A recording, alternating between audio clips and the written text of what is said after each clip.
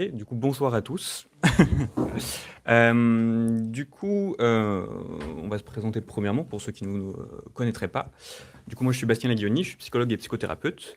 Et avec ma collègue qui est également, Alizée Pellan, pardon, qui est également psychologue et psychothérapeute, on a choisi de vous parler de ce sujet-là de manière un peu différente de d'habitude. Généralement, quand on fait nos séminaires, on va plutôt s'axer sur uniquement l'angle psychopathologique, en prenant justement une pathologie, en faisant l'épidémiologie, la nosographie, la symptomatologie, et essayer de proposer un plan thérapeutique en EMDR évidemment, qui en suit. Mais là, on a voulu faire un choix un peu différent, de prendre un aspect plus global, euh, pour essayer de prendre ce phénomène, du coup, qui est la pratique du jeu vidéo dans son ensemble, comme quelque chose qui n'est pas nécessairement bon ou mauvais, mais plutôt de voir sous quels aspects il peut être utile et sous quel autre aspect il peut être vecteur de comportements pathologiques. Donc ce séminaire, il se veut avant tout objectif, mais malheureusement, manque de temps, il ne sera pas aussi exhaustif qu'on le voudrait. Voilà, en préparant ce séminaire, il y a plein de choses dont on voulait parler, mais bon, on a dû réduire, évidemment, pour pas que ce soit trop long. Mais voilà, on pourra discuter après ce séminaire, évidemment, d'autres aspects qui pourront peut-être vous interroger, avec plaisir même. Mais pour l'instant, on va un petit peu se concentrer sur l'essentiel de ce qu'on a retenu, de ce qu'on a lu aussi dans la littérature, de ce qu'on a vu de nos patients, et on espère que ça vous plaira en tout cas. Avant de s'intéresser spécifiquement pardon, aux jeux vidéo, j'aimerais d'abord qu'on parle du rôle du jeu au final chez l'être humain. Parce qu'un jeu vidéo, avant tout, c'est un jeu. Le jeu, ça a toujours existé à travers les cultures, les âges de l'être humain, et pas que chez l'homme d'ailleurs. Chez les mammifères, beaucoup de mammifères jouent entre eux, donc c'est que ça a une fonction, c'est que ça a une utilité. Si ce comportement a perduré, c'est qu'on y trouve un bénéfice. Ce bénéfice, il n'a pas une fonction directe à notre survie, mais il a une fonction indirecte. Par exemple, dans les multitudes d'activités divertissantes qu'on va faire, si on prend l'exemple de l'art, ça va nous permettre de communiquer, d'exprimer certaines de ses émotions, de se décharger, ou encore de faire passer des messages sociaux, politiques à ses pairs. Eh bien, le jeu, lui aussi, il va prendre un impact qui est autre que juste s'amuser, qui va être de créer du lien social, par exemple. Et ça, c'est assez intériorisé. Euh, Quand vous avez des parents qui sont avec des enfants, quand ils voient un autre enfant dans la pièce, ils disent bah, va voir le petit garçon, va voir la petite fille, tu vas jouer avec lui. Donc, on a intériorisé que le jeu peut être un vecteur de socialisation pour l'enfant, mais aussi pour d'autres choses, pour apprendre les règles, pour apprendre la patience, pour apprendre le fait de réfréner son comportement, la communication, la collaboration. C'est un outil, donc encore une fois, du jeu, hein, pas forcément le jeu vidéo, qui est utilisé. Mais donc, le jeu vidéo, est-ce qu'il ne rentrerait pas aussi dans cette lignée? Parce qu'au final, ça a juste été une numérisation du jeu qui s'est appliquée à partir des années 70. Mais pour autant, plus les jeux vidéo sont de plus en plus immersifs, et plus ils sont immersifs, plus ça questionne sur leur impact sur la santé euh, des personnes générales, mais particulièrement des jeunes, mais quand même de la population générale. Donc quel bilan on peut le dresser des jeux vidéo sur leur impact sur la santé mentale près de 50 ans après leur création?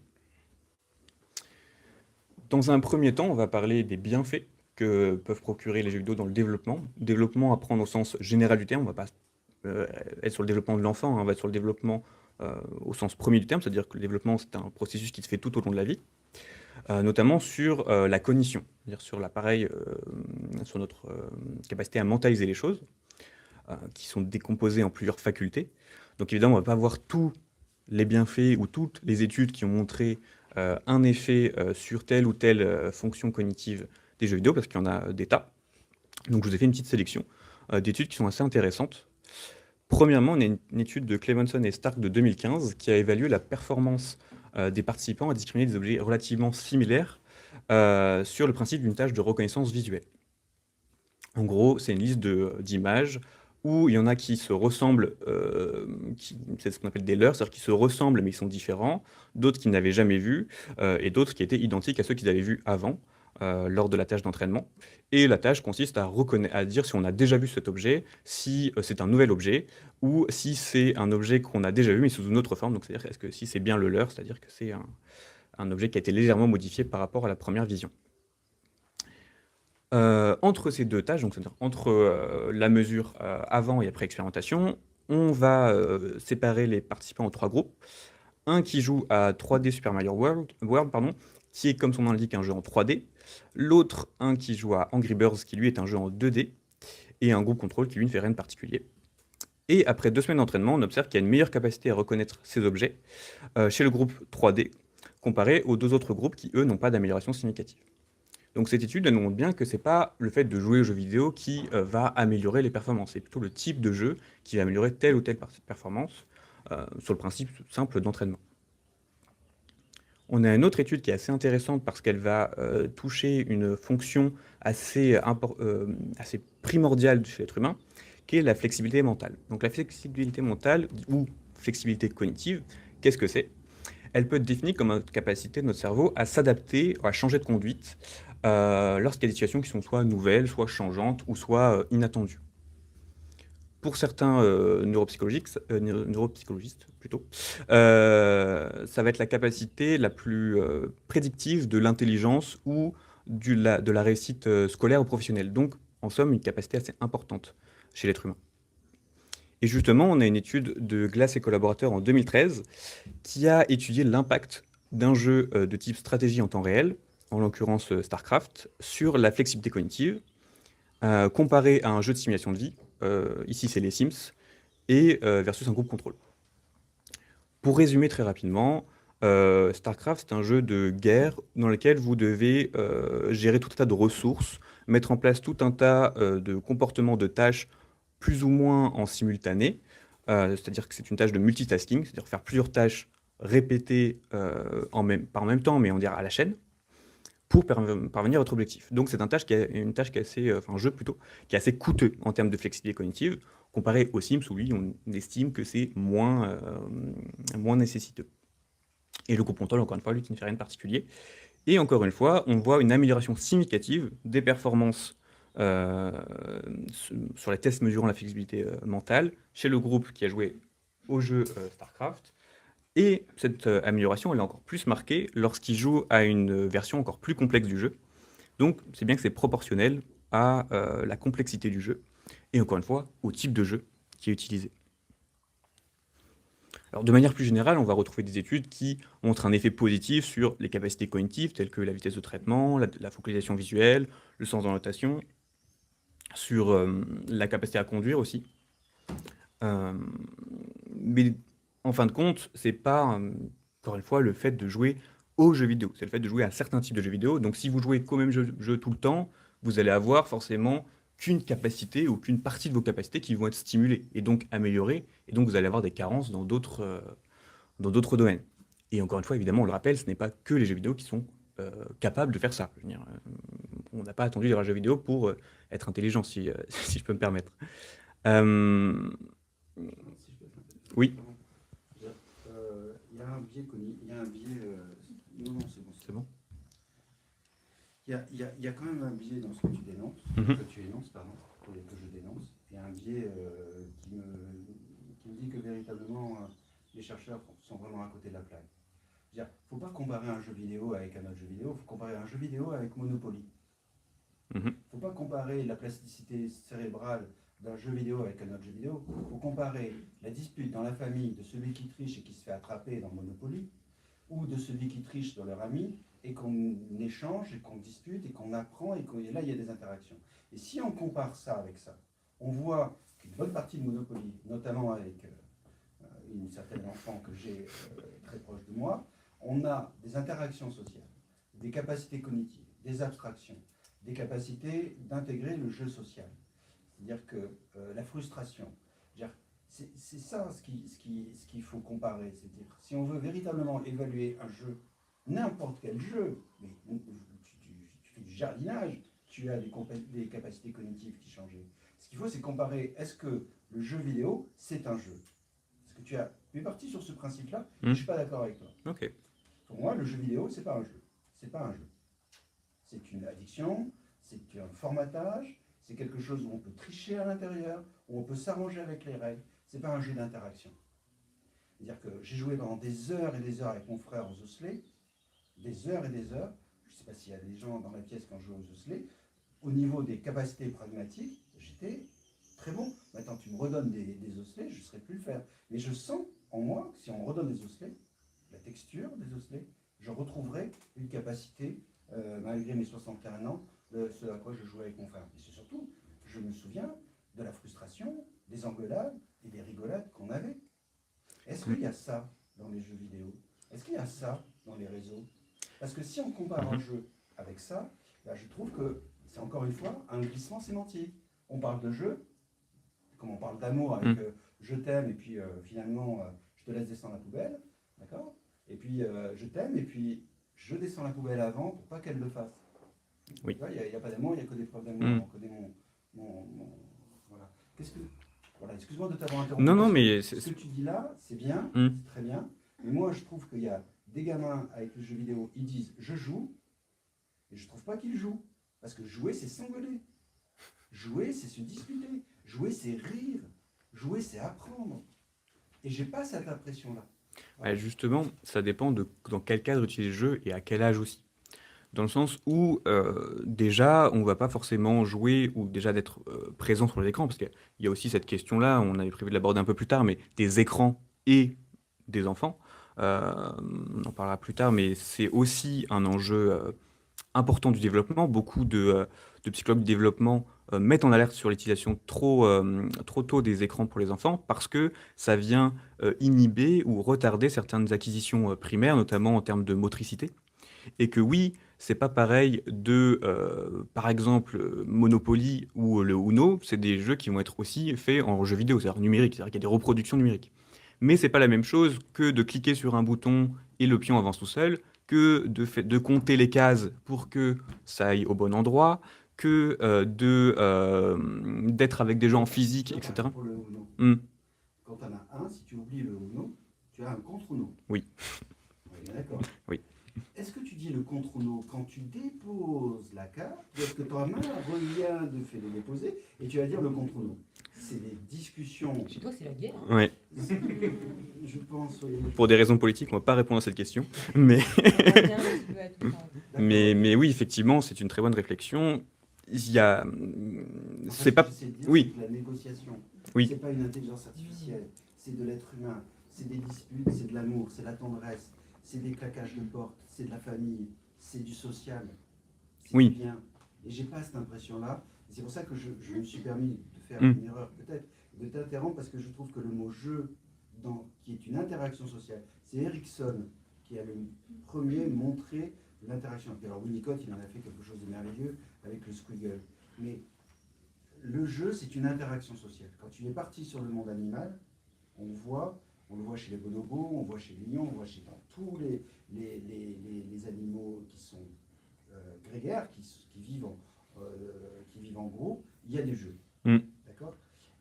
Donc, c'est extrêmement important de dire qu'effectivement, dans le monde des mammifères, il y a du jeu, même il y a chez certains poissons. Donc, il y a quand même quelque chose. Oui. Mais dire que le jeu vidéo, je trouve que ça part. Je suis désolé, hein, tu me connais, hein, je trouve que ça part un peu vite, d'aller vite en comment dirais-je, vite en besogne de dire, voilà, c'est un jeu et c'est un jeu vidéo. Et je trouve que le mot jeu vidéo, il y a quelque chose qui me gêne. Voilà. Mais je pense qu'on pourra discuter plus tard. Je ne veux pas vous interrompre. Oui, on en discutera plus tard. Je me permets de poursuivre du coup. Et justement, ça fait un peu lien parce que là, on va parler du coup de l'effet de jeux vidéo sur l'humeur.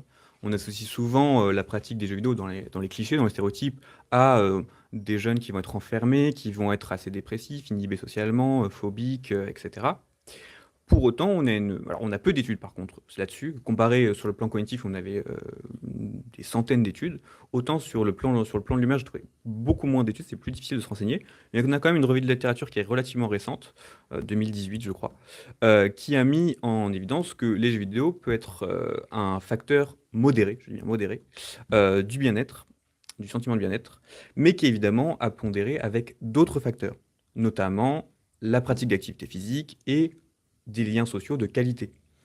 Il y a la différence entre justement les jeux vidéo qui vont être faits en famille. Je veux dire, il y a des jeux qui sont faits en famille et qui sont juste une interface, mais il reste quand même ce lien familial dont tu parlais, André, qui est important dans la construction qu'il génère. Et il y a le petit garçon ou la petite fille qui va jouer sur son ordinateur de 20h jusqu'à minuit, tout seul, ou en parlant à des gens qui sont à l'autre bout du monde. Et là, on ne peut pas vraiment parler de même qualité de relation sociale. Donc effectivement, c'est à prendre en compte. Dans tous les cas, on n'est jamais sur des variables qui sont... enfin, lorsqu'on étudie l'effet d'une variable sur une autre, on ne peut jamais occulter d'autres variables qui sont soit mesurées, soit en tout cas discutées, parce qu'on ne peut pas isoler précisément chaque caractéristique de l'être humain, comme on le pourrait le faire avec une souris ou un rat de laboratoire. Cependant, on voulait faire un petit parallèle avec la psychologie positive parce que ça rentre également dans cette dimension de vouloir maximiser le bien-être. Et toi, qu'est-ce que tu en penses, Alizé, justement par rapport à ça? J'ai pris un peu de cours. Oui, tout à fait. On va pas rentrer dans le détail, mais effectivement, la psychologie positive qui s'intéresse plutôt à tout ce qui est qualité de vie et bien-être de la personne, elle peut tout à fait envisager le jeu vidéo comme une activité, alors, ou de plaisir ou de maîtrise, ou les deux, dans cette perspective de promouvoir tout ce qui est épanouissement de soi et accomplissement de soi. Elle peut s'en saisir, en tout cas, très succinctement. Maintenant, on va arriver sur un sujet un peu plus épineux, qui est celui de la violence et des jeux vidéo. Euh, à la fin des années 90-2000, il y a commencé à avoir pas mal de parallèles, notamment dans les médias, entre certains événements dramatiques. On pense à la tuerie de Columbine, on pense à la fusillade de Virginia Tech, où pas mal de parallèles a été fait entre la pratique de jeux vidéo violents et des actes de violence, d'agressivité, ou des actes criminels. De là, il s'en suivit tout un tas d'études pour déterminer si oui ou non les jeux vidéo violents ont eu un impact véritable sur le passage à l'acte ou sur l'agressivité. Alors, c'est un refrain qui revient un peu parce que ce débat-là, il n'a pas été fait que sur le jeu vidéo. Sur les films, il a été fait, c'est-à-dire sur l'impact des films violents sur la criminalité ou l'agressivité. Euh, Aussi l'impact de certaines littératures, aussi de littérature violente. Euh, tout ce qui est nouveau et à destination des jeunes questionne dans tous les cas, surtout lorsque ça sort un peu des cadres de la génération précédente. Donc, au final, quel bilan on peut faire, quel constat on peut faire entre est-ce qu'on peut répondre à ces questions? Est-ce que les jeux vidéo augmentent l'agressivité et la criminalité? Alors justement, dans une première période, on a eu des méta-analyses qui ont regroupé plusieurs études qui ont été faites et qui mettent plutôt en lumière une hausse des comportements agressifs violents chez les adultes et les enfants, ainsi qu'une baisse des comportements prosociaux et de l'empathie. Alors justement, ça fait peut-être lien avec ce que tu disais André, le fait de ne pas être en contact avec de vraies personnes, peut-être que ça suscite moins les réseaux responsables de l'empathie chez l'être humain, et peut-être qu'effectivement, on dénombre une baisse de ces comportements-là. Cependant, il y a d'autres études qui vont venir contredire ces résultats, et ce de plusieurs façons. Premièrement, en prenant en compte la variable de biais de publication, parce qu'il faut savoir qu'en science, et c'est pas propre qu'à la psychologie, dans bon nombre de domaines, il y a ce biais-là qui est en place, c'est-à-dire qu'on va beaucoup plus publier des études qui montrent un résultat, un effet, que ceux qui n'en montrent pas, pour des questions de financement, tout simplement. Mais bon, c'est pas pour autant que les études qui ont montré un lien veut dire que c'est faux. C'est pas, ça ne casse pas forcément tous les arguments pour. Cependant, il y a quand même un autre facteur qui est quand même important, c'est sur la méthodologie et notamment sur le fait que la plupart des études donc, qui étaient plutôt en faveur de l'agressivité et les jeux vidéo, c'était plutôt des études corrélatives, c'est-à-dire qu'ils mettaient en lien comportement violent et violence, mais sans prendre en compte la causalité. Et corrélation ne veut pas dire causalité, donc c'est-à-dire qu'on peut avoir une occurrence de ces deux phénomènes sans forcément qu'il y ait un lien, ou alors le lien peut être inversé. Est-ce qu'au final, c'est pas les gens qui sont plus violents ou issus de milieux violents qui vont être attirés par les médias violents, qu'ils soient filmographiques, vidéoludiques ou autres. Et il y a aussi une autre critique qui a été faite à ces études, c'est que en fait, c'est très difficile de reproduire en laboratoire, de mesurer en laboratoire, et donc du coup d'attester de la validité de la mesure de l'agressivité, parce que c'est pas forcément toujours corrélé à de l'agressivité dans la vie réelle. C'est-à-dire que ce qu'on crée en laboratoire, on n'arrive pas forcément à le reproduire dans la vie réelle, donc au final, la validité des tests qui étaient utilisés, elle est remise en question.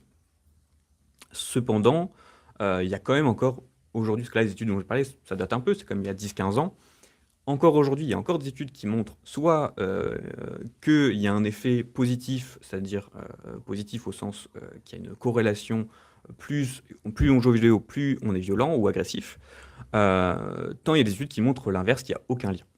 Donc on est encore un peu, en suspens là-dessus. Cependant, généralement, les études qui vont plus prendre en compte des variables environnementales, donc notamment le niveau socioculturel, le style d'éducation, les événements traumatiques, vont plutôt dans le sens où il n'y a pas de lien, où il n'y a pas d'effet sur l'agressivité, ou du moins c'est un effet assez léger. Il y a même des études qui montrent un effet inverse, c'est-à-dire que les jeux vidéo auraient une tendance à diminuer les comportements agressifs comme une certaine forme de catharsis. Pour ce qui est de la criminalité, lui, par contre, il semble que le lien ne semble pas apparaître.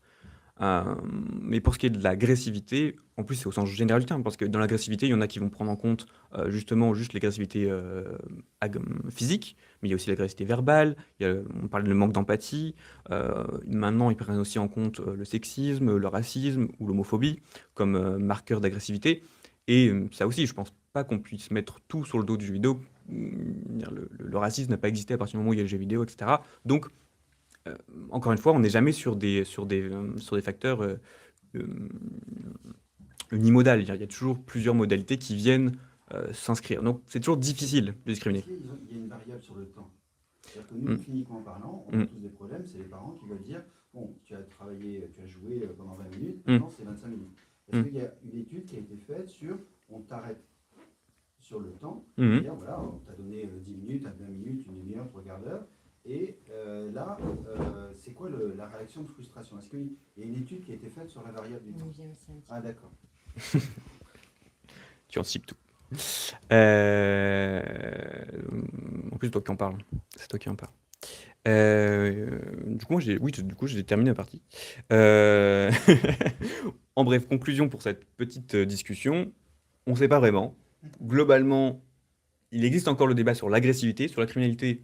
Globalement, je pense qu'on peut le mettre de côté. Après, voilà, il nous faut plus d'études qui discriminent mieux les variables en présence pour qu'on soit un peu plus renseigné, un peu plus briefé sur le sujet. Toujours le bon timing, Alizé. Sèche, c'est pour ça. Toujours le bon timing. Je suis en stress. Merci Bastien. Et donc à présent, on va se pencher un peu plus en détail sur la problématique addictive associée à l'usage des jeux vidéo. Et pour ce faire, on va faire un détour sur l'addiction en général. Un détour qu'on a souhaité le plus succinct possible. Mais un détour quand même, parce qu'on n'a pas encore fait de séminaire sur l'addiction, il y a plein de choses à en dire. C'est pour ça que le séminaire est un petit peu dense ce soir. Comme vous le disait Bastien, le but, c'est pas l'exhaustivité, c'est de balayer quelques pistes de compréhension et quelques pistes thérapeutiques. Et on va commencer par la question phare. En général, quand on parle d'addiction, à partir de quel moment un comportement devient pathologique? Quand est-ce qu'on parle de dépendance? Eh bien, c'est pas évident d'y répondre, parce qu'en général, il n'y a pas de seuil, il n'y a pas de limite bien définie. Donc on va plutôt se référer à des critères, comme ceux de Goodman de 90, qui définit la dépendance avec ou sans produit comme une sorte d'impossibilité de résister aux impulsions, comme une sensation croissante de tension avant le comportement, comme un plaisir et un soulagement pendant, et comme une sensation de perte de contrôle. Ça, on y reviendra bien. Et en plus de ces 4 critères, on peut en observer d'autres, comme par exemple des tentatives répétées pour réduire, pour contrôler, pour abandonner le comportement. Comme ça a beaucoup un effet de tolérance marqué, le besoin d'augmenter l'intensité et la fréquence. Ou tout ce qui va être justement agressivité, anxiété, en cas d'impossibilité de s'adonner au comportement. Cette critériologie de Goodman, elle est super intéressante parce qu'elle repose sur des signes d'assuétude et de manque. Donc elle convient autant aux addictions avec produit qu'aux addictions sans produit.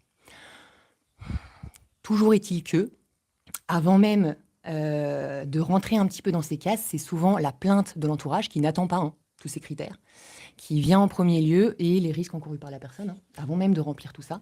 Donc avant de parler d'addiction, on parle de type d'usage. L'usage simple, c'est une consommation modérée avec un risque modéré.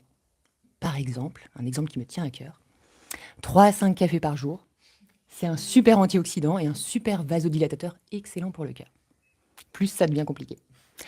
L'usage à risque, c'est un seuil au-delà duquel l'OMS estime qu'il y a un risque différé et cumulatif, par exemple 3 verres de vin par jour pour un homme et 2 pour une femme.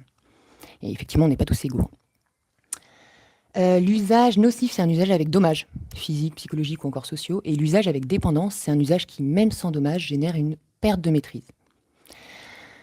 Les raisons qui poussent à consommer, il y en a plein. Et en plus, elles évoluent avec le temps. En général, on commence l'alcool dans un contexte familial ou festif. On commence à jouer pour s'amuser, pour maintenir des relations sociales. On commence à fumer pour se détendre, on commence à fumer pour se concentrer, on commence à fumer pour, il y en a plein, pour s'intégrer socialement. Toujours est-il que quand l'usage problématique s'installe, donc à force de répétition, ce sera, alors les motivations, elles seront de toute façon plus souvent associées à la suppression d'une souffrance, notamment celle induite par le manque, plutôt qu'au plaisir que le produit ou le comportement procure. Alors je vous épargne un petit peu tout ce qui est données épidémiaux, facteurs de vulnérabilité en général sur l'addiction, ça va être un peu trop costaud pour le séminaire ce soir. Pour les modèles explicatifs, on va la faire ultra light pour le coup. Pour les comportementalistes, pour les behavioristes, donc on ne s'intéresse pas à la boîte noire, hein, la question du sujet elle est un peu reléguée au second plan. L'addiction, elle est souvent perçue comme le résultat d'un apprentissage dysfonctionnel, qui se traduit par des comportements pathologiques. Pour rappel, il y a 3 types d'apprentissage: conditionnement classique, opérant, vicariant.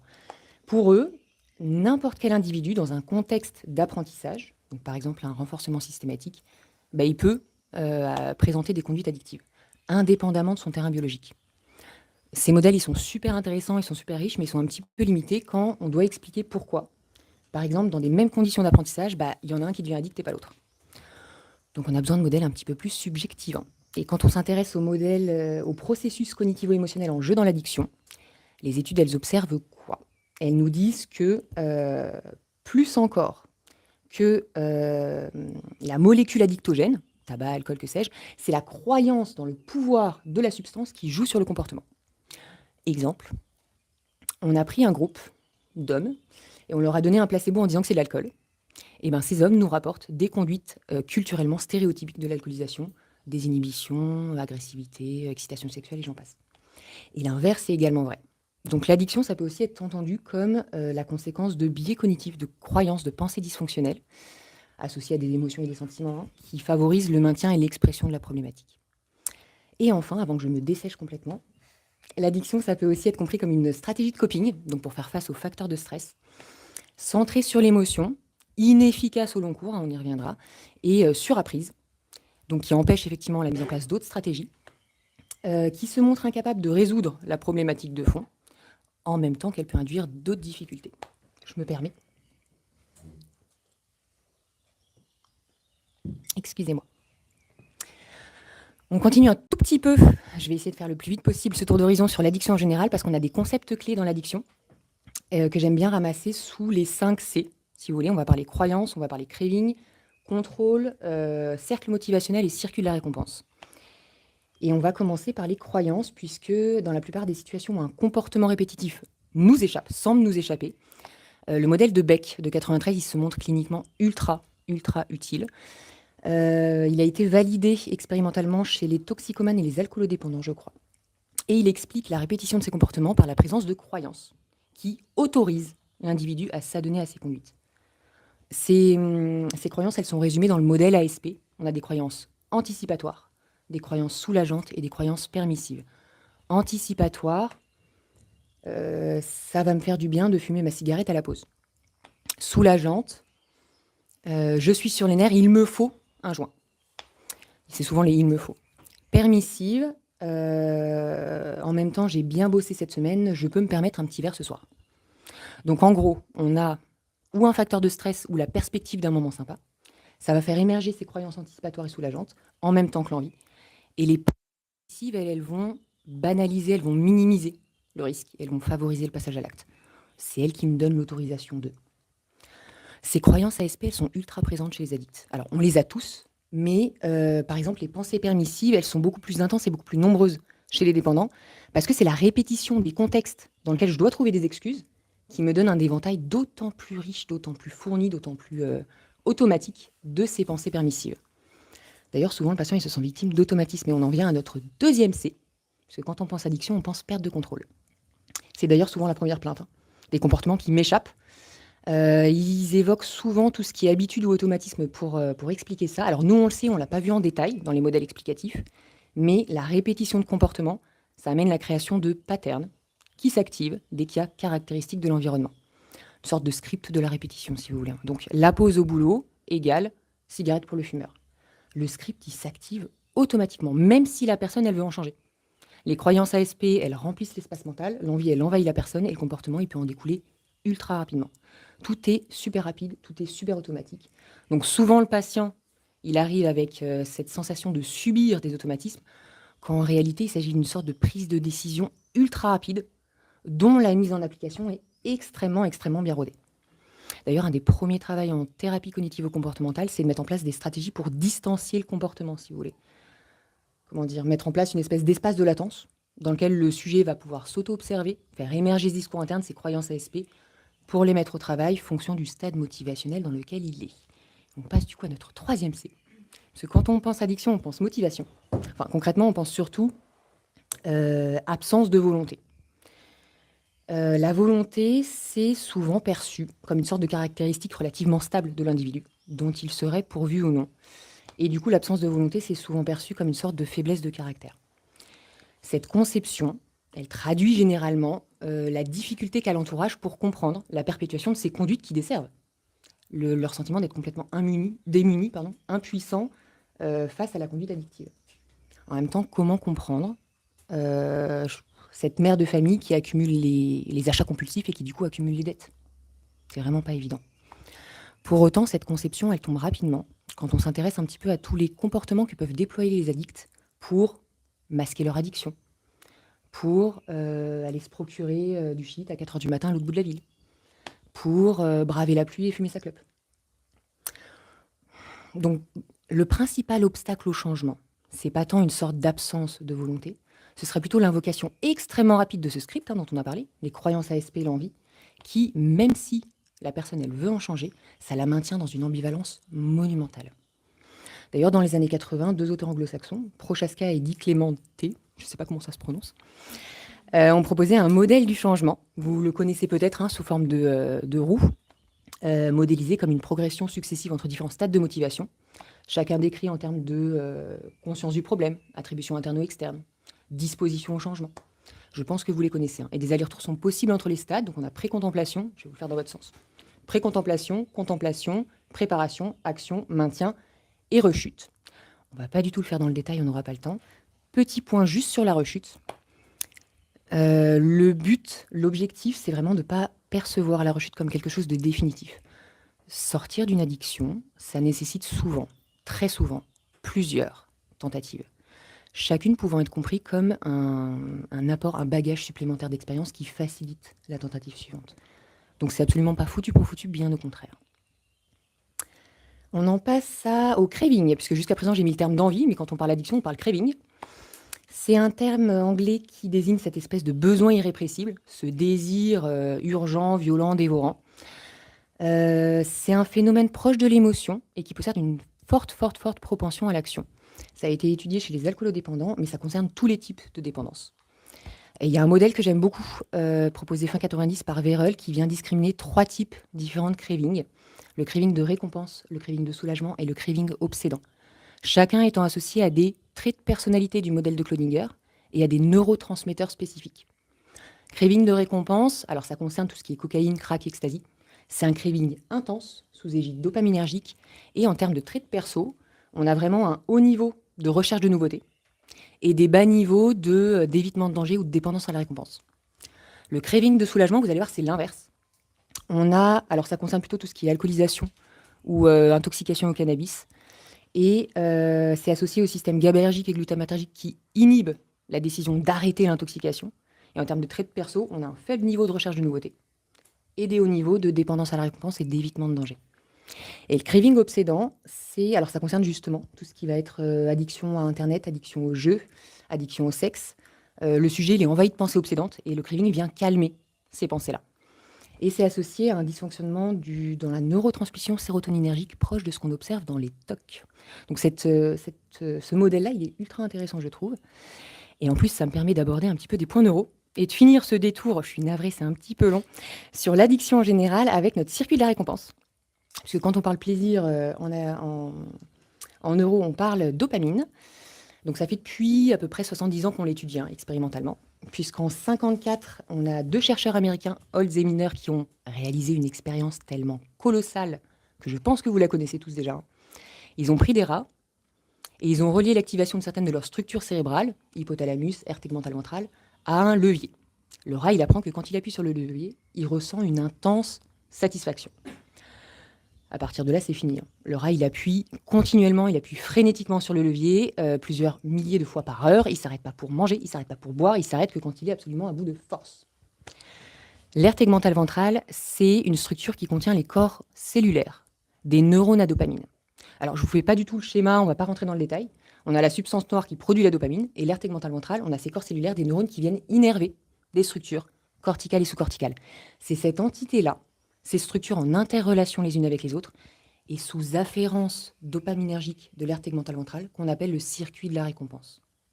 Donc c'est l'aire tegmentale ventrale qui donne ses ordres en modifiant la libération de dopamine.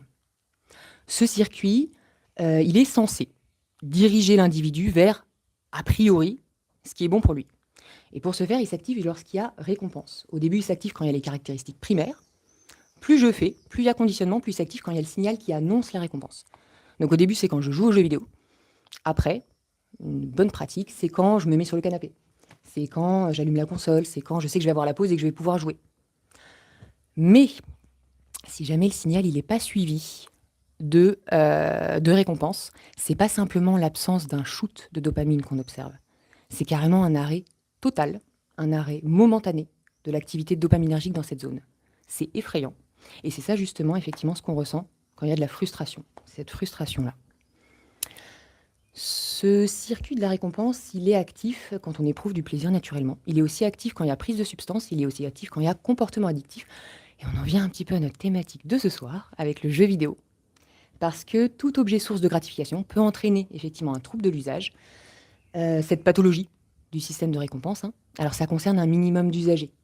On est sur une prévalence estimée entre 1 et 5% pour le jeu vidéo. C'est pas tout le monde. Et c'est un sujet qui, mine de rien, est assez récent. Ça n'a qu'une petite vingtaine d'années, puisque ça a pris... ça a suivi l'essor, on va dire, de l'évolution technologique, les smartphones, les jeux en ligne, l'évolution des pratiques aussi, de plus en plus accessibles, ou encore l'audience de plus en plus large. Le trouble du jeu vidéo, c'est entré dans la CIM 11, donc ça s'appelle comme ça, c'est entré dans la CIM 11 en 2018, et ça définit un comportement de jeu persistant et récurrent, qui se manifeste par des altérations significatives dans plusieurs domaines de fonctionnement. On observe une perte de contrôle du jeu. On observe une priorité du jeu accrue sur le reste. Et on observe la poursuite ou l'escalade du jeu malgré la connaissance des conséquences négatives. Je vous ai ramassé un petit peu la définition. En termes de facteurs associés, on peut avoir le sexe masculin, on peut avoir tout ce qui est anxiété, dépression, phobie. On peut avoir tout ce qui est problématique intrafamiliale, faible statut socio-économique ou encore isolement social. On a aussi les dark patterns, c'est tout ce qui va être monétisation abusive ou trompeuse sur les sites. Et effectivement, on a certains types de jeux plus que d'autres, notamment ceux avec des univers persistants, avec beaucoup d'interactions, et avec des boucles de challenge assez réduites. Il y a une addiction au jeu, du coup, qui se lie à ça. Par exemple, les MMORPG, des jeux de rôle massivement multijoueurs, avec World of Warcraft. On a les FPS, les jeux de tir. À la première personne, on a Call of Duty, par exemple, ou la déclinaison à la troisième personne comme Fortnite. On a les RTS dont tu as parlé, puisque tu as parlé de StarCraft, donc les jeux de gestion ultra exigeants. Et les MOBA. Alors les MOBA, c'est un peu spécifique, c'est des jeux en ligne, d'affrontement en arène. Et par contre, ça, c'est vraiment le genre par excellence de la compétition e-sport. L'industrie du jeu, c'est un business absolument énorme. Je vais vous reprendre un petit comparatif que le docteur Rosier avait proposé, que je trouve assez hallucinant. Sur l'année 2021, la série des Call of Duty, ça a engrangé une recette de plus de 27 milliards de dollars. La même année, le blockbuster international Avatar, ça a engrangé 2,9 contre 27. C'est effrayant. Bref. La clinique de jeux vidéo, c'est beaucoup une clinique de l'ado. Et aujourd'hui, on a un petit peu plus de recul pour en apprécier certaines dérives, certains retentissements. Alors, ça peut être des problématiques en termes de problèmes ophtalmologiques, céphalée de fatigue, douleurs musculo-squelettiques, problématiques liées au rythme du sommeil, puisqu'il y a un défaut de sécrétion de mélatonine, avec les incidences qu'on connaît en termes d'apprentissage, d'humeur et de comportement. Ça peut être effectivement un effet négatif global sur le bien-être en général, dès que le jeu dépasse 50% du temps personnel quotidien. Donc la disparition des influences positives. Et plus de 5 heures par jour, c'est quand même assez costaud déjà 5 heures, hein. Plus de 5 heures par jour sur le jeu, c'est plus de risque d'être triste ou encore d'avoir des pensées suicidaires. Donc absolument pas à banaliser. En termes de thérapeutique, ce sont les thérapies cognitivo-comportementales qui sont recommandées et investiguées en première intention. Globalement, ça se compose d'une partie TCCiste assez classique, hein. Alors, on va quand même bien se focaliser sur les croyances ASP, sur le craving, sur des stratégies à mettre en place. Et surtout, en premier lieu, il y a un gros travail sur la psychoéducation et un gros, vous pouvez le démultiplier, sur les aspects motivationnels, puisqu'on sait que c'est souvent l'entourage qui ouvre la première consultation. En thérapeutique, on a aussi un petit peu tout ce qui est programme mindfulness. Ouais.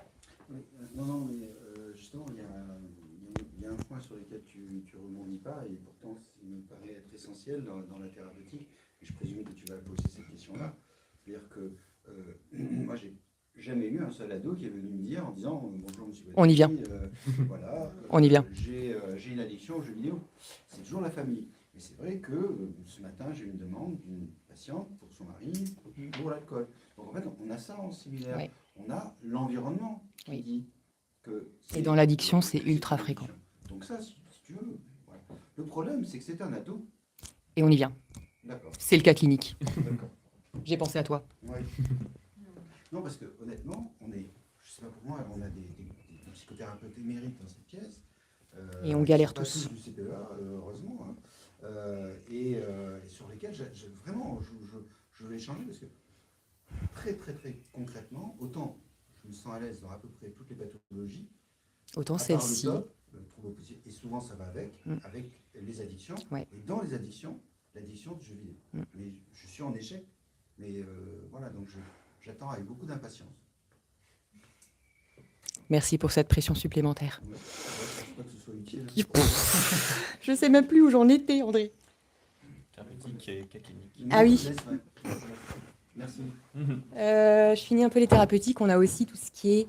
Ah oui, programme mindfulness, donc programme MBSR, MBRT, ou encore la thérapie d'acceptation et d'engagement, qui vise l'acceptation des émotions négatives en travaillant sur les valeurs personnelles.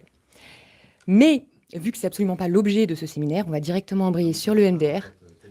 N'en dis pas plus, n'en dis pas plus. C'est pas l'objet de notre séminaire, donc on va directement embrayer sur le MDR.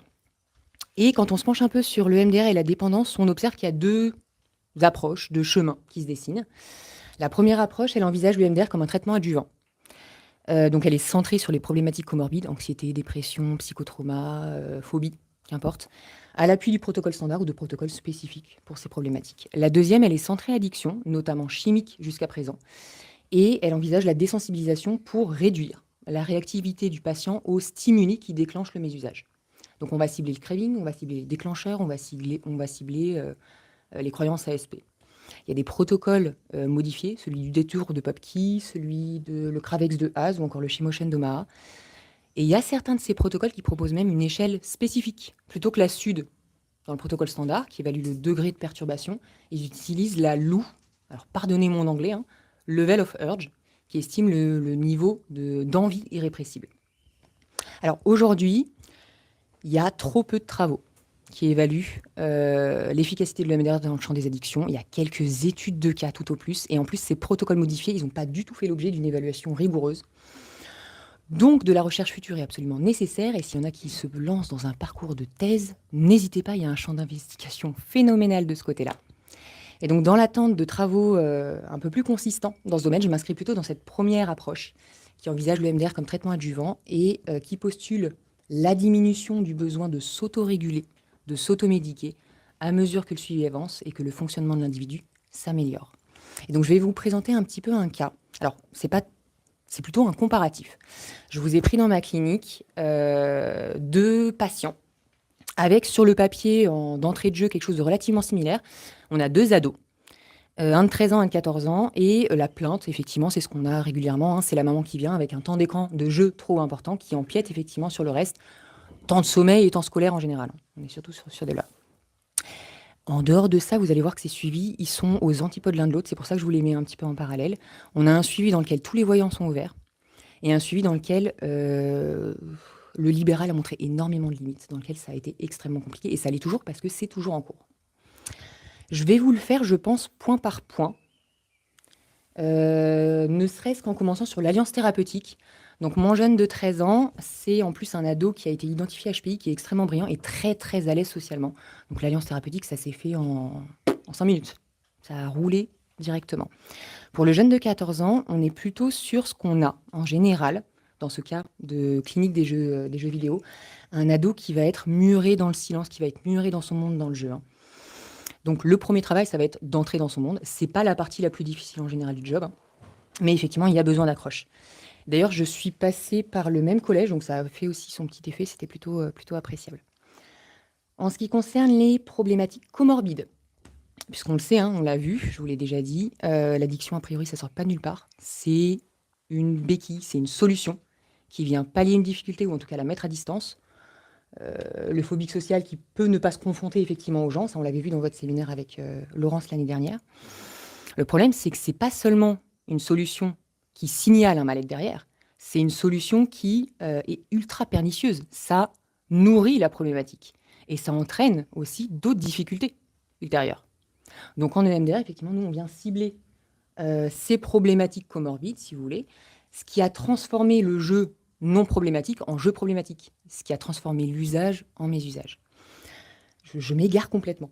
Donc avec le premier, on était sur un contexte de harcèlement scolaire qui a duré quelques semaines, qui est révolu au moment où je le reçois.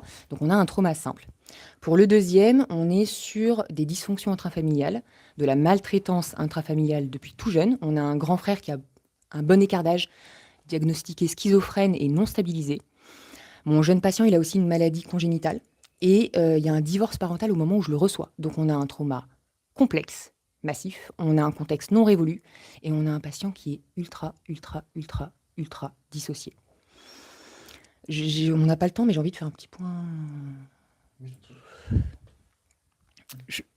Petit point très rapide. Pour rappel, le job premier de notre cerveau, c'est la survie. Ça, vous le savez. Quand il y a danger, le cerveau il est en charge de détecter le danger et d'organiser la réponse de l'organisme. Donc l'info, elle arrive à l'amygdale. L'amygdale, elle va identifier ou pas s'il y a danger. Elle le fait automatiquement. Elle le fait conjointement avec l'hippocampe. Elle compare l'expérience actuelle aux expériences passées.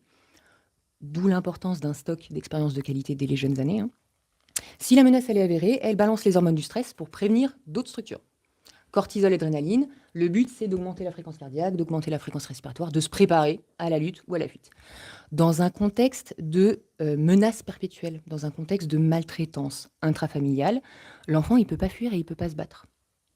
Donc le préfrontal, il est dans l'incapacité d'apaiser l'amygdale qui continue de crier et de balancer ses hormones du stress à des taux toxiques. Neurologiques pour le cortisol, cardiovasculaire pour l'adrénaline. Alors le corps, il est bien foutu. Dans ces cas-là, je vous schématise. Dans ces cas-là, le cerveau, il fait disjoncter le circuit émotionnel. Et il va balancer d'autres hormones, des hormones dissociantes. On l'a vu un petit peu dans le séminaire sur l'amnésie traumatique avec Inès et André. Les hormones kétamine-like et morphine-like, ça va débrancher l'amygdale, si vous voulez. Donc l'alarme, elle est pas coupée, on l'entend plus, mais le risque vital, il est écarté. Donc quand l'enfant, il est dans ce milieu-là, qui peut ni fuir ni se battre, il est obligé de rester confronté à ce qui lui fait peur. Cette stratégie dissociative, elle va devoir se répéter à chaque fois, à chaque nouvelle confrontation. Et ça, on l'avait vu un petit peu aussi dans le séminaire sur la dépression. Plus j'utilise une stratégie, plus elle s'active aussi préférentiellement, systématiquement, ultra rapidement aux confrontations ultérieures. Donc j'ai un adolescent qui est extrêmement dissocié. J'ai fait une digression phénoménale. En termes de sens mis dans le jeu. Alors pour le premier de 13 ans, on a un échappatoire momentané, quelque chose de relativement provisoire, même si ça empiète pas mal. Pour le deuxième, on a un refuge massif depuis tout jeune. C'est vraiment un pilier, c'est vraiment quelque chose qui le tient. En termes de séances EMDR, pour le premier, alors ça s'est fait ultra vite. En 2 séances, on a travaillé vraiment juste le harcèlement scolaire. Et pour la petite histoire, c'est un petit peu sympa parce qu'on a fait le parallèle avec le jeu. Alors lui, il n'a pas été victime de harcèlement. Il faisait partie des harceleurs passifs. Le jeu venait un petit peu lui permettre d'être acteur sur quelque chose, parce qu'il vient avec une culpabilité monumentale d'avoir tenu cette position de passivité pendant des semaines. Ce qui a permis de déloger un petit peu, d'arrêter ce focus là-dessus, et de déloger un petit peu de ça, c'est de se rendre compte qu'en fait, il n'avait plus besoin d'être acteur autant dans le jeu, vu qu'il avait réussi à l'être en vrai. C'est grâce à lui C'est lui qui a montré les messages à un professeur. C'est grâce à lui que la jeune fille qui subissait le harcèlement scolaire, elle a pu être repérée, elle a pu être prise en charge, et il a sauvé la gamine. Donc de pouvoir se déloger un petit peu de ça, cette position de passivité. Ok, j'ai été acteur et acteur en direction de mes valeurs, ça a permis effectivement très vite de s'écarter de tout ça. Pour le deuxième, on n'est pas encore du tout sur le MDR. Le suivi, il est extrêmement déconstruit. On a beaucoup d'annulations de séances pour plein de raisons différentes. On parle un tout petit peu, pour finir, de tout ce qui est mise en place d'un cadre à la maison. C'est souvent ce qu'on cherche dans le cadre d'addiction comportementale. L'addiction avec substance, on vise souvent l'abstinence. L'addiction comportementale, on vise souvent une pratique contrôlée, si vous voulez. Donc, mise en place de limites. Pour l'ado de 13 ans, ça s'est fait pareil très facilement. Et ça a été assez intéressant puisqu'on les a co-construites avec lui. Petit aparté d'ailleurs, plus le cadre est vécu comme quelque chose de bienveillant, plus ce sera facile pour lui de l'internaliser. Si c'est vécu comme quelque chose de persécuteur, ça peut vite être mis à mal. Et là, on ne gagnera jamais de toute façon. C'est très difficile en général à construire. Très difficile. Là, j'ai eu de la chance parce que ça a roulé, il s'en est saisi extrêmement bien. Et les parents aussi d'ailleurs, parce que j'avais demandé aussi au papa, pour la petite histoire, de réduire son temps de jeu pour se faire un petit peu modèle, ce qui a été fait très bien. Et pour le deuxième, effectivement, en dehors du fait de pas du tout avoir la main jusqu'à présent sur ce qui se passe à la maison au vu du contexte, de toute façon, ça me paraissait pas opportun d'enlever un pilier aussi monumental, de trop le borner en première intention. Pourquoi je vous présente un petit peu, on vous passe un peu les ressources, je vais faire un peu plus court. Je vous ai présenté ce comparatif pour bien vous expliquer une chose, pour mettre un petit peu en relief tout ça.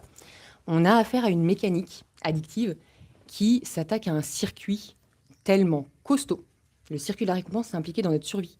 C'est lui qui nous dit comment on se sent, si on se sent bien ou pas. C'est lui qui nous dit ce qu'on doit faire, si on doit le faire ou pas. Donc à partir du moment où ce circuit il est dérégulé, et plus ça fait longtemps qu'il est dérégulé, plus c'est difficile effectivement de désamorcer un petit peu cette mécanique. On s'attaque à quelque chose d'extrêmement costaud. Mais en plus de ça, et c'est pour ça qu'effectivement on a rarement ce discours de plainte en premier lieu, c'est dans quoi ça s'inscrit. Cette mécanique addictive, elle répond à quoi? Elle sert à quoi? Est-ce que je peux, par exemple, y toucher en première intention? Et souvent, la clinique des addictions, notamment aux jeux vidéo, c'est une clinique de l'ado. Donc on a toute la psychopatho de l'ado. Et on a des choses, comme tu disais André, qui font surenchère. Tout ce qui est aspect motivationnel, c'est difficile dans les addictions, c'est difficile chez l'ado. Tout ce qui est scotomisation de la réalité, on sait que chez l'addict, on a cette sorte de... C'est un échappatoire, hein, donc ça me permet d'être dans le déni de la réalité, voire dans une espèce d'incompréhension même des conséquences. Chez l'ado, on est à un âge où on a une prédisposition développementale à scotomiser, en fait, à prendre des risques, à pas voir un petit peu tout ça. Donc, on a des choses qui font surenchère et ça peut être extrêmement costaud en suivi. D'abord, encore une fois, merci.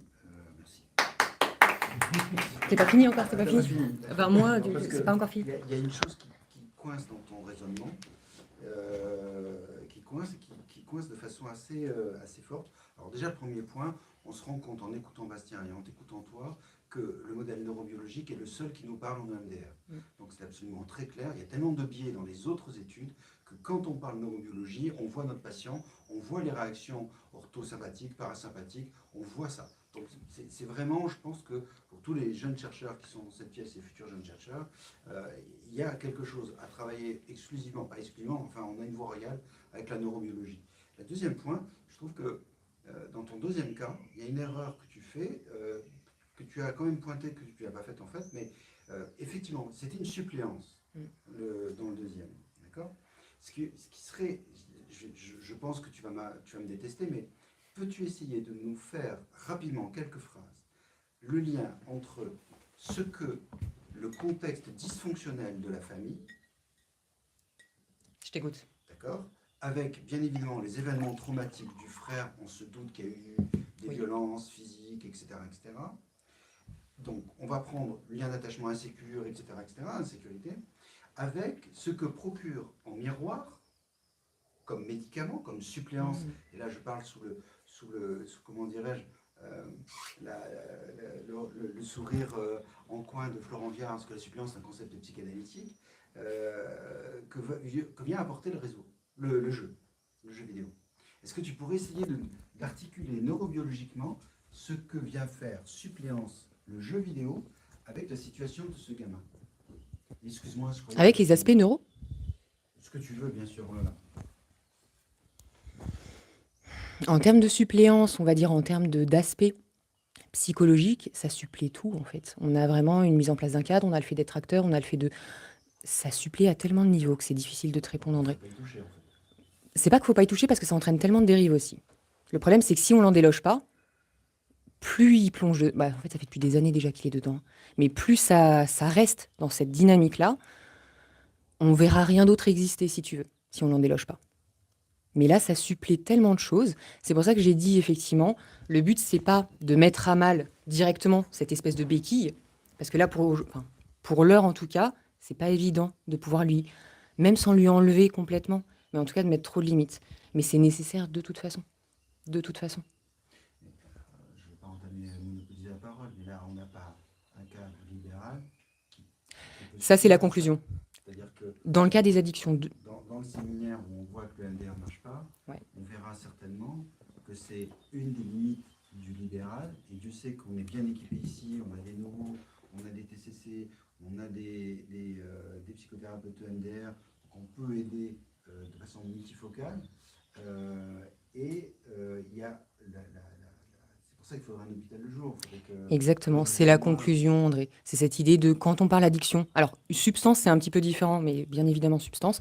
Mais même comportemental, quand ça prend autant de place, le libéral montre énormément de limites. C'est pour ça qu'on est ultra limité. Le but, c'est de faire vraiment cette espèce d'aubanage, je sais pas trop comment l'appeler, cette espèce de réseau autour de la personne, via un hôpital de jour ou ce genre d'institution. Hein. En dehors d'un réseau monumental massif de professionnels, de pluriprofessionnels, ça paraît très compliqué. Il faudrait une maison. Je repasse un tout petit peu la... T'as fini? Attends, c'est toi, hein. Je repasse la parole à Bastien. On en a juste pour quelques minutes encore. Oui, je fais vite. Merci, Alizé. Je pense que pour résumer un petit peu ce que tu viens de dire, c'est-à-dire qu'en fait, tout ce que j'ai déployé dans la première partie, tout ce qui y avait de bon dans ce que peut apporter le jeu vidéo, c'est également ce qu'il apporte de mauvais dans la phase pathologique. Et je pense pas forcément propre au jeu vidéo, mais même propre à tout ce qui est addiction comportementale, un peu en suspens les jeux d'argent. C'est pas la même chose, c'est pas exactement. Comparé aux abus de substances, je veux dire, on n'a pas besoin d'alcool pour vivre, on n'a pas besoin de cannabis, on n'a pas besoin de cocaïne pour vivre. Par contre, dans les addictions comportementales, on a besoin de faire du sport, on a besoin d'avoir des pratiques sexuelles, on a besoin de s'amuser, de se divertir. Mais le problème dans cette addiction, c'est que justement, ces signaux de plaisir-là, ou alors cette sensation de compétence, on en a parlé aussi, qui peut être plaisante et même renforçante pour certains, va parasiter, se décupler et devenir complètement compulsif au point où ça entraîne un bon fonctionnement au niveau de l'appareil psychique. Pour finir sur une petite note positive, on a beaucoup parlé des jeux vidéo comme vecteur de psychopathologie ou alors comme signal d'alerte pour des contextes pathogènes comme le harcèlement scolaire par exemple. Il y a aussi tout un tas de recherches et de développement qui a été fait sur l'utilisation de jeux vidéo via ce qu'on appelle des serious games pour lutter contre des psychopathologies. Alors, il y en a de différents types. Globalement, ça va être soit des jeux à visée psycho-éducative. Il y a un jeu qui s'appelle Bipolife, qui est un jeu qui est basé sur la bipolarité, où vous devez maintenir un personnage, l'humeur d'un personnage stable entre phase maniaque et phase dépressive. Alors, le jeu, il est développé par Ubisoft et AstraZeneca, qui est un développeur, un producteur pharmaceutique, donc forcément il y a conflit d'intérêts, mais bon, le jeu a le mérite d'exister tout de même. Il y a également une équipe néo-zélandaise qui a conçu un jeu vidéo qui est dédié spécifiquement à traiter la dépression et l'anxiété chez les jeunes. Ça s'appelle Sparks, pour ceux qui veulent voir un peu plus loin. Il y a des études cliniques qui ont été menées sur ce jeu, qui montrent aussi des effets positifs, mais on en revient à ces questionnements. Attention à ce que ça ne devienne pas plus au final une béquille qu'une solution thérapeutique. Au final, est-ce que ça ne vient pas juste conforter l'utilisateur dans les symptômes, ce qu'on appelle les bénéfices secondaires des symptômes, que plutôt qu'une solution viable de fond. Et il y a aussi un autre sujet où les jeux vidéo vont être utilisés pour traiter justement le trouble du jeu vidéo, C'est justement, je vous invite à regarder cette vidéo d'un psychiatre, vous le trouvez sur Combini sur YouTube facilement, qui utilise d'autres jeux vidéo pour justement permettre aux jeunes joueurs de lutter contre l'impulsivité du jeu. On n'a pas parlé spécifiquement, mais Ah oui, on est pas allé dans le détail.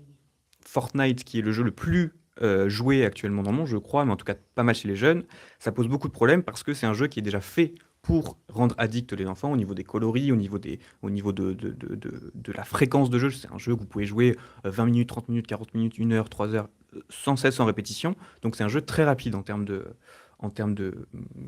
boucle de chaîne de récompense. Vachement bien d'attirer la récompense. Tout est fait pour. Donc ce psychiatre expliquait qu'avec ces enfants-là, il leur propose de jouer à des jeux vidéo toujours, mais des jeux beaucoup plus lents, beaucoup plus passifs, ou qui demandent beaucoup plus de temps d'exploration, de réflexion. Et ça fait justement une petite transition entre la compulsion addictive et le simple plaisir du jeu vidéo. Pour ensuite, après, s'amener à donner à d'autres activités, du sport, des activités, des loisirs entre amis dans la vie réelle, etc. Mais ça peut être aussi vu comme le jeu vidéo en général, comme si on l'utilise bien, comme une béquille pour justement, enfin pas comme une béquille, plutôt comme une transition vers un retour à la normale. Il y a aussi une chose dont j'aimerais parler, parce qu'on parlait beaucoup des enfants. Il y a quelque chose qui est primordial quand même, c'est le cadre. Je veux dire, euh, c'est pas forcément lié au fait de jouer aux jeux vidéo qui va rendre votre enfant addict. Mais si forcément vous mettez pas le cadre, et surtout un cadre adapté, ni trop permissif, ni trop destructeur, ou ni trop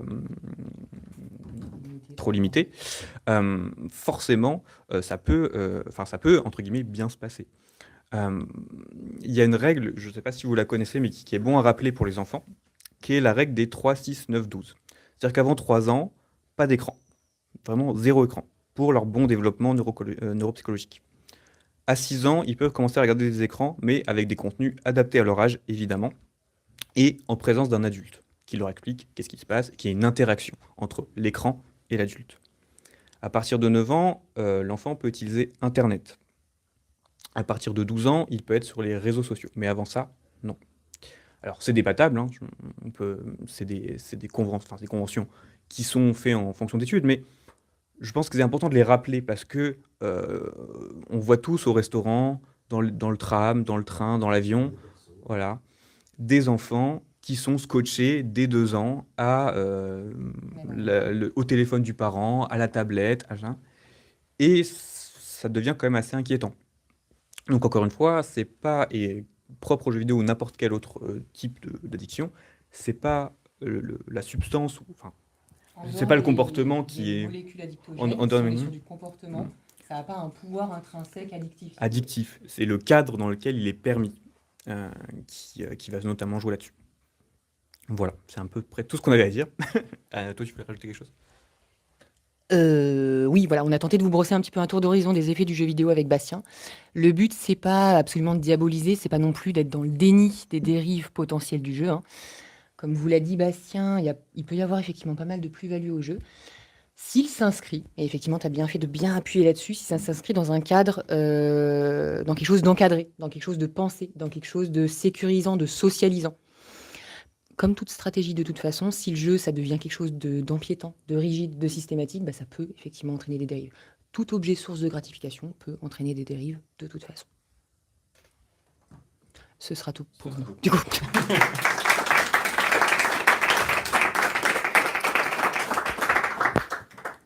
Est-ce qu'il y a des questions? Oui.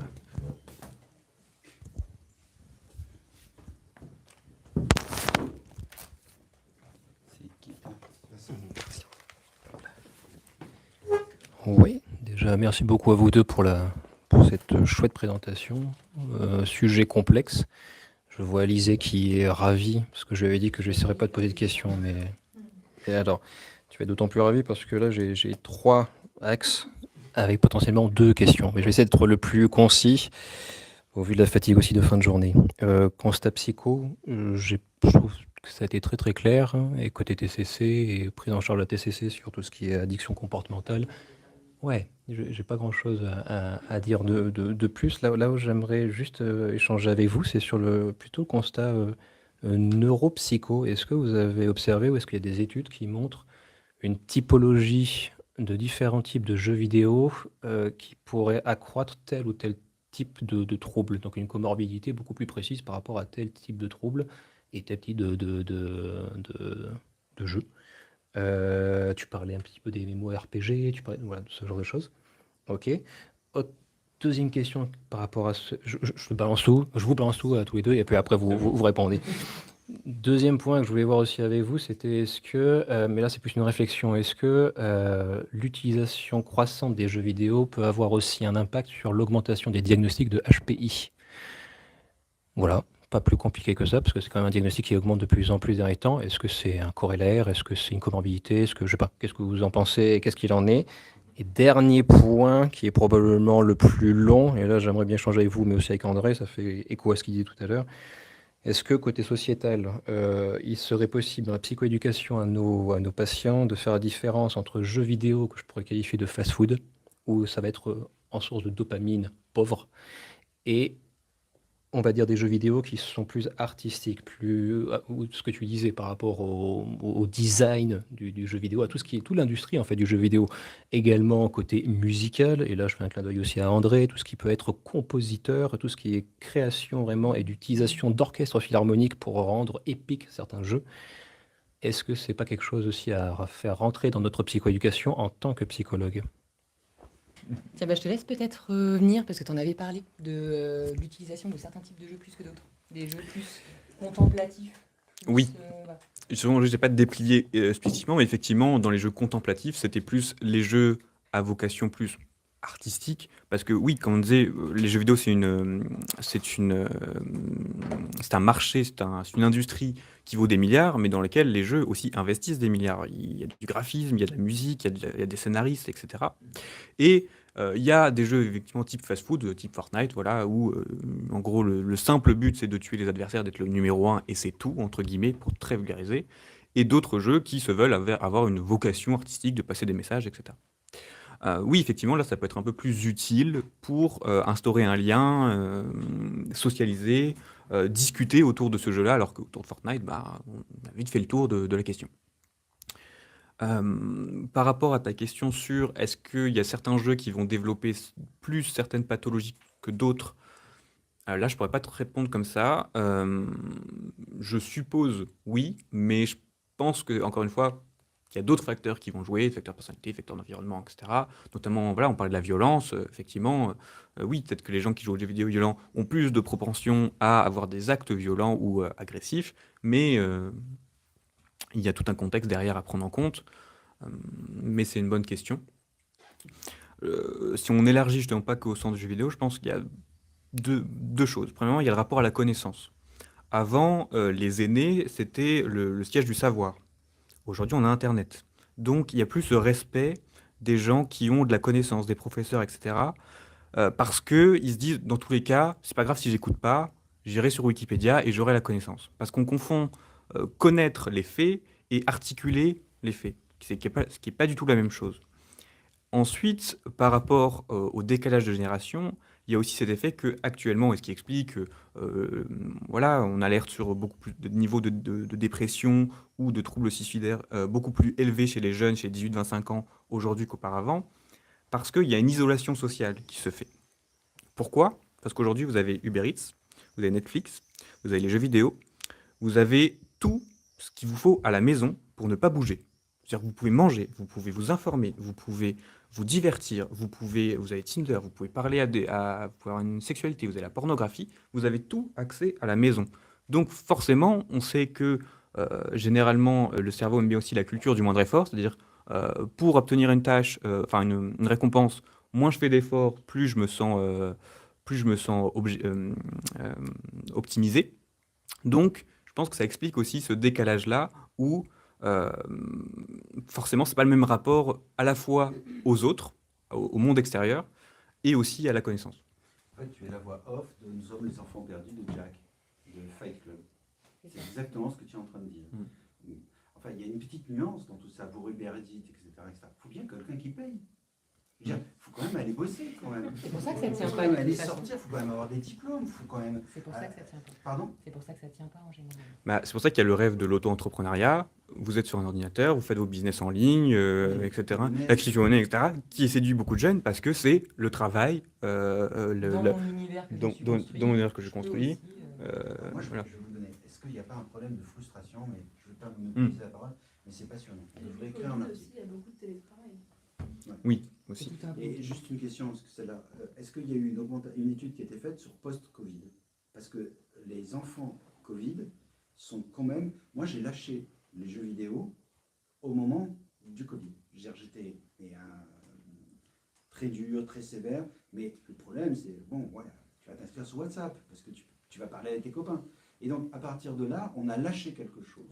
Le Covid, ça a créé cette bulle d'air de Oui. permissivité là-dessus. Oui, il me semble que, alors pas là pour le séminaire, mais d'avant avoir eu des études qui montraient une hausse des conduites addictives en général, pas forcément que jeux vidéo, mais aussi des enfermements des écrans en général, liés depuis le Covid. Enfin, qui était accéléré, qui était déjà là avant le Covid, mais qui a été accéléré par le Covid. Juste une chose, tu as dit, je ne vais pas diaboliser les jeux vidéo. Je veux dire, moi, je ne suis pas d'accord avec toi. Moi, je pense que c'est peut-être pas forcément le jeu vidéo, mais peut-être l'écran, mais derrière l'écran, cette disponibilité et cette absence d'effort. Je veux dire, lire Les Misérables, je veux dire, il faudrait un jour faire un comparatif, mais un vrai comparatif. C'est-à-dire, tu lis Les Misérables de Victor Hugo, puis tu joues à un jeu vidéo et on voit le reste. Je suis désolé, c'est même de poser la question, on connaît déjà la réponse. Donc non, il y a quelque chose qui est en train de se jouer au niveau, et le jeu vidéo en est, grâce à votre intervention, un symptôme de quelque chose de beaucoup plus grave. D'accord? Avatar, tu vas le voir, tu sors, tu discutes avec tes potes. Tu vas le revoir, tu peux discuter sur le montage, sur la musique, sur les choses comme ça. C'est-à-dire, le jeu vidéo, moi j'ai essayé avec les gamins de dire, bah alors, c'est quoi ton jeu vidéo, raconte? Ouais. Bah, j'avais ça, j'avais rien. Mm. Je veux dire, on peut parler pendant des heures d'un roman, on peut parler pendant des heures d'un film, on peut s'engueuler pendant des heures d'un Monopoly. Moi, je connais personne qui était addictif au Monopoly. Je connais personne qui est addictif à la belote. Non, mais c'est simplement pour changer votre paradigme de pensée. C'est-à-dire qu'on dit, y a-t-il une addiction aux jeux vidéo? Mais la réponse est dans la question. Y a-t-il une addiction à la belote? Y a-t-il une addiction au Uno? Y a-t-il une addiction à ça? Et ça devient très compliqué. Et Bah, je pense que la question qui est posée derrière, et c'est un concept qui est assez intéressant, de leur aimer aussi parler alors dans un séminaire, mais qui est un peu éloigné de la clinique, qui est la notion des cyperstimulus. Je ne sais pas si vous connaissez ça. C'est une notion qui a été développée dans le comportementalisme, au départ chez les animaux, où on a changé les déclencheurs, je ne trouve plus le terme scientifique, enfin bref, ce qui va attirer l'attention ou le déclencheur de certains comportements chez les animaux. Par exemple, chez les oiseaux, plus un œuf est gros ou coloré, plus ils vont avoir tendance à le couver. Eh bien, on a créé des œufs hyper gros, hyper colorés, mais qui sont totalement irréalistes. Et donc, les animaux, enfin les oiseaux, ont commencé à couver ces œufs-là plutôt que d'autres. Ben, les jeux vidéo, je pense que c'est un peu pareil. C'est-à-dire que par rapport au Monopoly, Fortnite, Monopoly à côté de Fortnite, ça devient chiant pour les générations qui ont connu que ça. C'est-à-dire que c'est pas assez stimulant. Alors, c'est de la stimulation pauvre, hein, c'est du fast-food, un peu comme tu disais, Vincent. C'est-à-dire que c'est un peu comme les capteurs. Les neurorécepteurs sont habitués à un certain taux de dopamine, d'excitation, de je ne sais quoi, qui fait que tout leur paraît fade après. C'est un peu comme les gens qui mangent très sucré. Après, une fois qu'ils font une cure de sucre, quand ils reprennent quelque chose, du coca ou quoi que ce soit qui est très sucré, ça les dégoûte. Alors qu'avant, ils le consommaient sans s'en rendre compte d'à quel point c'était sucré. Je pense que c'est un peu cette question-là qui est en lumière avec les jeux vidéo. Et effectivement, c'est un des marqueurs, hein. À partir du moment où il y a un comportement qui est désocialisé, là, effectivement, on parle d'addiction. Quand ça dépasse, quand les proportions de temps, ça empiète sur l'école, sur le temps de sommeil ou autre chose, et quand c'est désocialisé surtout. non, ce que je disais, c'est que nous sommes dans une désocialisation et le jeu vidéo C'est un signal de ça. Désociabilisation dans une décivilisation. Oui. Je veux dire, l'absence d'empathie. On a fait moi je m'en souviens très bien, c'est la des années 80, vous n'étiez pas né, une étude sur l'accès aux mots et avec l'empathie. Oui. Plus la personne a un lexique développé, plus elle a l'empathie. Et donc, je dirais le missel de l'empathie, c'est la littérature. Le missel de l'empathie, c'est le dictionnaire. Et Il y a des constats effarants d'ailleurs sur les enfants en dessous de 3 ans qui sont scotchés devant les écrans et qui ne savent pas parler, qui ne savent pas dire un mot, qui ne savent pas dire le prénom de leurs frères et sœurs en dessous de 3 ans. Je suis enseignante et maman. Merci. J'allais perdre le fil là déjà de ce que j'allais dire. Je suis venue là parce que je ne suis pas du tout de votre domaine, hein. Je ne suis pas du tout dans la psychologie ni la neuropsychologie. Je m'y intéresse beaucoup. J'ai hélas, j'ai peur pour mon fils que je vois addict aux écrans. Je vois en tant qu'enseignante les dégâts, les ravages, hein, de ce jeu, de ces jeux. Alors, basiquement, est-ce qu'un sevrage est possible, radical, c'est-à-dire prendre nos enfants, partir dans la montagne, à la campagne? Est-ce que c'est faisable? Après, dans le monde, entre guillemets, orwellien, hein, qu'on est en train de nous proposer, qui est imposé à nos enfants et qui fait des ravages, hein, chez nos jeunes, hélas. Est-ce que tout ce que vous faites, vous, je suis admirative, hein, de tout ce que vous apportez. Je vous suis, professeur Kaderi, sur les réseaux. Je viens là, je m'intéresse. J'ai l'impression que vous allez colmater. Et heureusement que vous êtes là. Mais c'est heureusement que vous êtes là, oui. Mais face à, voilà, à ce qui arrive, est-ce qu'on peut s'en sortir? Est-ce qu'on peut les aider, ces jeunes, dans ce monde? alors, oui. Oui, et puis c'est la fin de Fight Club, c'est-à-dire que ce que vous proposez, c'est est-ce qu'on fait Fight Club? C'est-à-dire que la fin de Fight Club, c'est l'effondrement du système financier. Et donc, c'est ce que vous dites, c'est est-ce que si je prends mes enfants, je les amène dans une contrée sans réseau, vous allez, oui, retrouver vos enfants. Et d'ailleurs, des études ont été faites, d'ailleurs là-dessus, très efficaces. La question, elle est, et on l'a fait que aborder, parce que se superposent quand même des enfants qui contestent la notion même d'autorité. Et c'est pas tellement qu'ils contestent l'autorité, parce que à la limite, je veux dire, je trouve ça plutôt sain qu'on conteste l'autorité. Par contre, c'est qu'on conteste le savoir. Je veux dire, vous êtes enseignante tout comme moi. Je veux dire, moi, je me souviens très bien, on avait des bons points quand on répondait bien. Et nous, on voulait tous répondre bien, parce qu'on voulait être savant. Et j'ai plus cette sensation-là d'apprentissage et d'appétence au savoir, d'appétence à la frustration. Moi, je dis souvent aux futurs étudiants de HEP, ne pas savoir, c'est une situation géniale, parce que ça veut dire qu'on va apprendre. C'est quelque chose qu'on a perdu, ça. Et je pense que pour un message d'espoir, faites confiance en l'amour que vous avez pour vos enfants. Il faut faire confiance dans l'amour.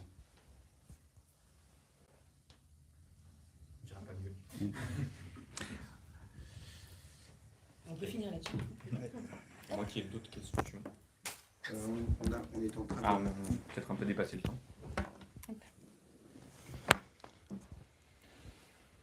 Moi, j'ai une petite réflexion. On est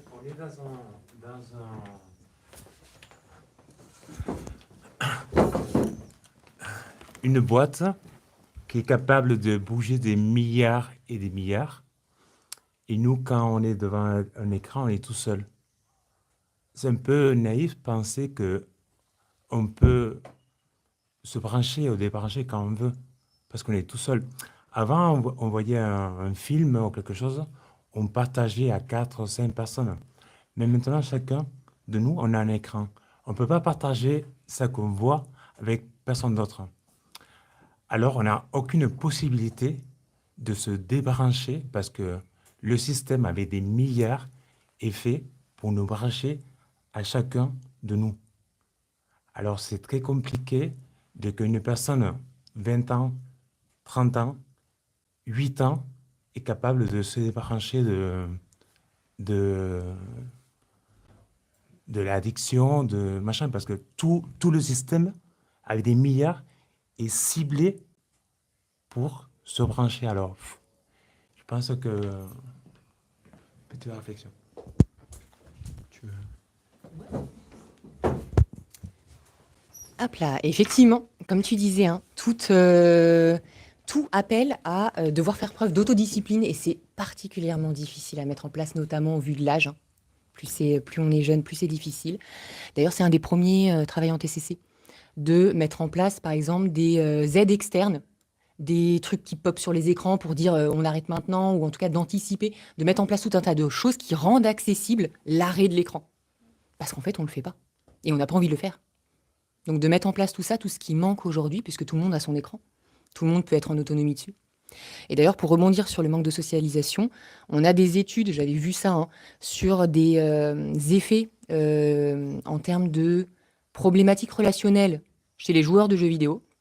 Mais ces effets, ils disparaissent quand on voit des jeunes, des jeux vidéo pratiqués en famille, par exemple. Donc si la pratique est socialisée, on n'a pas ces effets négatifs. Si elle est désocialisée, effectivement, on peut les voir. Est-ce que c'est bon pour vous? Est-ce qu'il y a d'autres questions? Oui, merci beaucoup. Merci à vous. Merci. Le prochain séminaire, c'est C'est Marine Ladas et Anaïs Maléa sur le traumatisme vicariant.